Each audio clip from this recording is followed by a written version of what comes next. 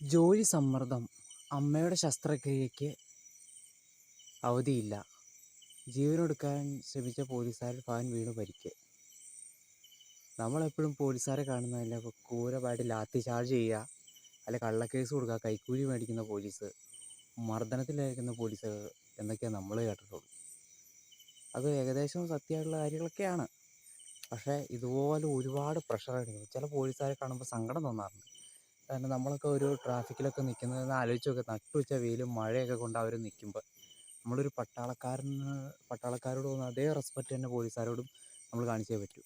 കാരണം ഇവരോരോ ത്യാഗങ്ങൾ സഹിക്കുന്നുണ്ട്. ഇനി മന്ത്രിമാരുടെ ഒരു എക്സ്കോർട്ട് പോകുന്നത്, അതിനിപ്പോൾ മന്ത്രിമാർ ഒരു ഇതിൽ വരുമ്പോൾ എന്തൊരു ഫംഗ്ഷനൊക്കെ വരുമ്പോൾ അവർ മണിക്കൂർ ലേറ്റാകും. ഇവിടെ ആളുകൾ വന്ന് തുടങ്ങുന്നതിന് മുമ്പ് അവരവിടെ വന്ന് കാര്യങ്ങളൊക്കെ നോക്കി വെയിലും കൊണ്ട് ആൾക്കാരെ നിയന്ത്രിക്കണമെന്നൊക്കെ ചില്ലറ പരിപാടിയല്ല.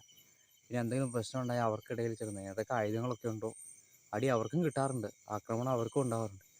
അവരുടെയൊക്കെ അതൊക്കെ പ്രതിരോധിച്ചിരിക്കുന്ന അവരുടെ എഫക്റ്റിനെ നമ്മൾ സമ്മതിച്ചേ കൊടുത്തേ പറ്റൂ. അതുപോലെ തന്നെയാണ് ഈ ജോലി പ്രഷർ.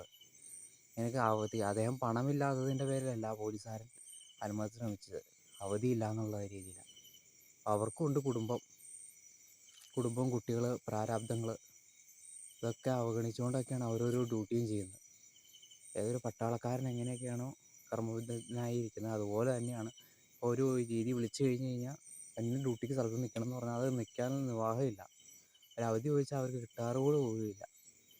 ഇപ്പോൾ എങ്ങനെയെങ്കിലും ഈ പോലീസ്, ആഭ്യന്തര വകുപ്പ് മന്ത്രികൾ, അത് ഏത് പാർട്ടിക്കാർ വന്ന് എന്നാൽ പോലും ഇവർക്കൊക്കെ ഒരു അത്യാവശ്യ ഘട്ടങ്ങളിൽ, അതായത് അവരുടെ കുടുംബത്തിൽ എന്തെങ്കിലും അത്യാവശ്യ ഘട്ടങ്ങളിൽ അവർക്കൊരു അവധി കൊടുക്കണം. തീർച്ചയായിട്ടും ഇതിനു മുമ്പും സംഭവിച്ചിട്ടുണ്ട്. അമിത ജോലി സമ്മർദ്ദമായിട്ട് ഒരു പോലീസുകാരനെ എങ്ങാണ്ട് ആത്മഹത്യ ചെയ്ത പോലീസുകാരും ഉണ്ട്. അപ്പോൾ ദൈവത്തെ ഓർത്ത് ഇവരൊരു ട്രെയിനിങ് ഒക്കെ എടുത്താണ് നിങ്ങൾക്കൊക്കെ വേണ്ടിയാണ് അവർ കാവൽ നിൽക്കുന്നത്. സാധാരണക്കാർ ജനങ്ങൾക്ക് വേണ്ടിയൊക്കെയാണ്. ഈ നൈറ്റ് പെട്രോളിങ്ങൊക്കെ അവർ നിൽക്കുന്ന കാണുമ്പോൾ സങ്കടം തോന്നാറുണ്ട് പോലീസുകാർക്ക്.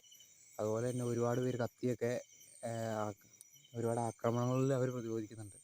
സിനിമ കാണുന്ന പോലെയല്ല, അവരോടും നേരിട്ട് കത്തികൾക്ക് മുമ്പിലൊക്കെ അവർ നേരിട്ട് പോകാറുമുണ്ട്. ഗുണ്ടകളൊക്കെ നേരിടാൻ പോകുമ്പോൾ അവരും നേരിടാൻ പോകാറുമുണ്ട്. അപ്പോൾ നമുക്ക് കൈക്കൂലിക്കാരെ കാണുമ്പോൾ പോലീസുകാർ പെറ്റിയടിക്കുന്ന പോലീസുകാർ മാത്രമേ ഉള്ളൂ. ഇതുപോലെ ഒരുപാട് പേരുണ്ട്, ഒരുപാട് പോലീസ് ഉദ്യോഗസ്ഥന്മാരുണ്ട്.